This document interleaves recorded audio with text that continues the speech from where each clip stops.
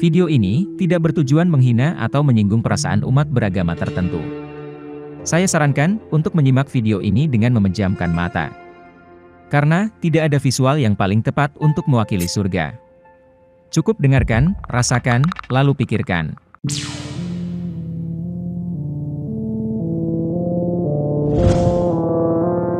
Pertama, kita akan membahas surga versi Islam. Di surga nanti, kita akan diberi fasilitas yang tidak pernah terbayangkan sebelumnya. Nabi Muhammad pernah bersabda, Allah berfirman, Aku telah menyiapkan untuk hamba-hambaku yang soleh sesuatu yang belum pernah dilihat mata, belum pernah didengar telinga, dan tidak pernah terlintas di benak manusia. Hadits ini sesuai dengan surat As-Sajdah ayat 17.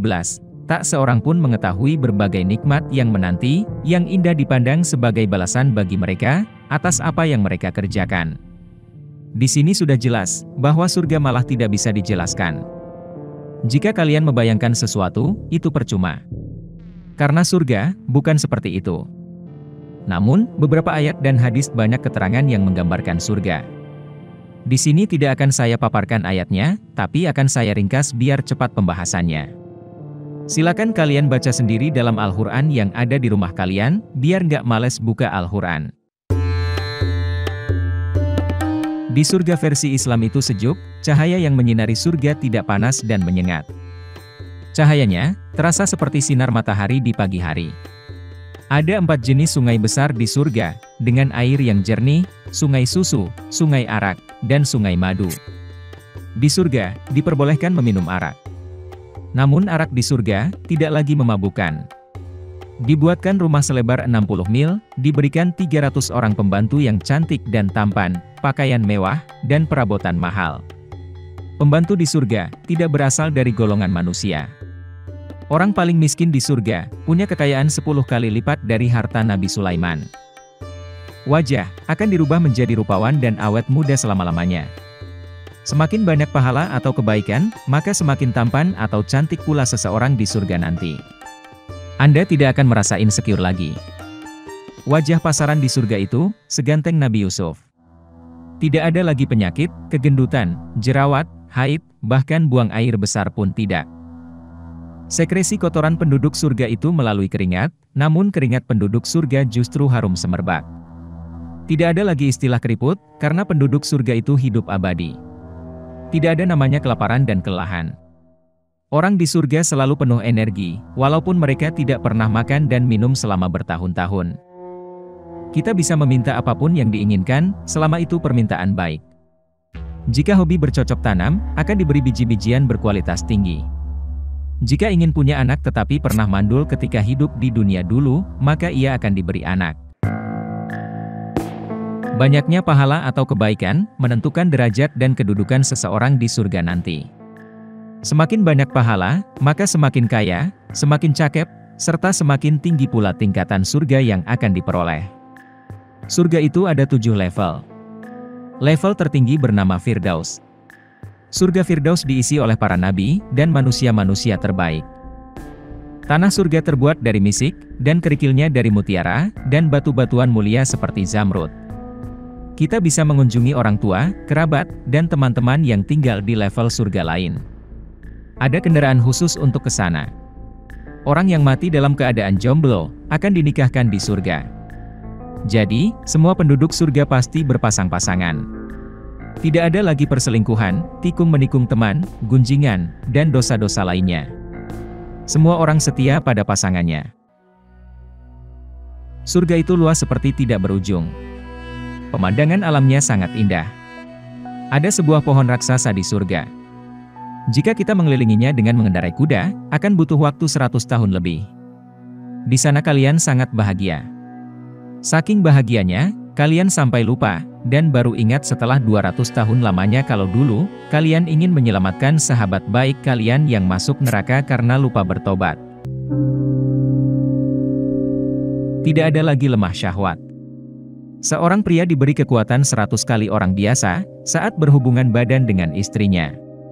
Kesibukan kita, memecahkan keperawanan para bidadari. Karena, bidadari akan kembali lagi menjadi perawan lagi setelah disetubuhi. Saking sibuknya, kita tidak sempat memikirkan istri ketika di dunia, yang saat itu berada di neraka dan sedang disiksa karena dosa-dosanya. Selain yang telah dipaparkan, masih banyak kenikmatan yang didapat. Selebihnya bisa kalian cari sendiri. Selanjutnya, surga versi Kristen. Keterangan surga itu tidak dapat dibayangkan oleh logika manusia, tidak pernah dilihat oleh mata, tidak pernah didengar oleh telinga, dan tidak pernah timbul dalam hati manusia. Setelah semua kerajaan dunia hancur lebur, diganti kerajaan baru yang tak berkesudahan, di mana Tuhan sendiri yang menjadi raja, itulah kerajaan surga. Surga adalah tempat yang kudus. Tubuh kita tidak ada daging dan darah. Semua orang dari segala suku, bangsa, dan bahasa berkumpul dengan jumlah yang tak terhitung. Mereka semua bernyanyi, sehingga suara mereka diumpamakan seperti desau air bah, dan deru guruh yang hebat. Mereka yang berdiri di hadapan tahta anak domba, semuanya memakai baju putih serta memegang daun palem di tangan mereka. Dalam kerajaan itu, semua umat Tuhan akan memperoleh kembali kehidupan manusia yang normal. Tak ada lagi musim dingin yang membeku, digantikan oleh dunia dengan kota-kota musim semi, di mana hanya ada musim semi sepanjang tahun. Dikatakan bahwa di surga, manusia tidak akan bersusah payah, tidak akan melahirkan anak dan mati mendadak. Tidak ada orang cacat, orang tuli, orang lumpuh, atau macam-macam penyakit lainnya, karena mereka semua akan disembuhkan. Tidak ada air mata, karena Tuhan menghapus air mata mereka. Tidak ada kematian, tidak ada kelaparan, tidak ada kehausan, tidak ada perang, tidak ada kerusuhan, dan semua yang ada di surga suci seperti malaikat.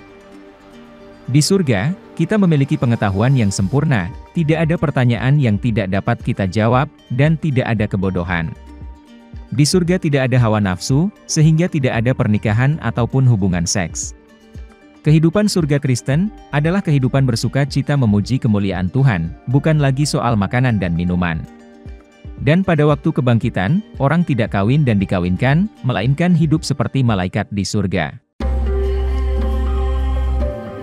Sementara, bagi orang awam, surga itu tidak ada. Yang ada hanya hitam, yang ada hanya kelam.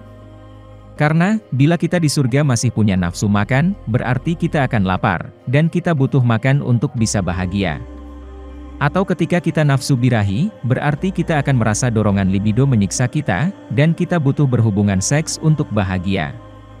Walaupun makanan tersedia beraneka macam, dan pasangan selalu tersedia untuk disetubuhi, namun kita masih punya fase tidak bahagia, dan masih membutuhkan sebuah proses untuk menuju bahagia. Surga bukanlah tujuan utama dalam beribadah. Karena kalau beribadah hanya untuk mengharapkan surga, itu sama saja dengan meminta imbalan atas amalan yang dilakukan, alias pamrih. Sedangkan, mengharapkan imbalan, itu sama saja dengan tidak ikhlas. Apakah ibadah seseorang yang tidak ikhlas akan diterima?